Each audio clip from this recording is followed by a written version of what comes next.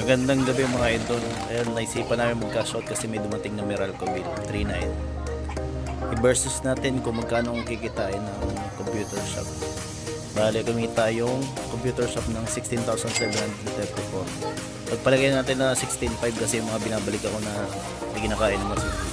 Ganun talaga, walang perfecto. Bale, nagsimula kayo mag-operate January 2 kasi ayun yung araw na nagawa yung machine.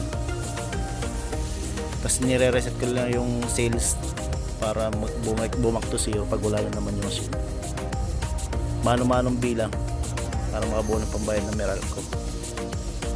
Pagbilang kami. Bale, 39 sakto yung bill.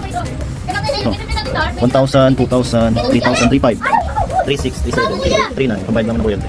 Kaya mga natitira. Ang tabi na to. Ano pa? Dahil nagpakasin lang kami sa tabing tindahan Gcash para mabilis ang proseso. So ba total 16,500 minus 3,900 equals to 12,600. Ayun yung kinita natin yan, kaya goods na rin para sa ito. Halos 9 days na pag-operate ng computer shop. Wala man tayong binabayarang pwesto kaya maganda yung kita. Goods na goods.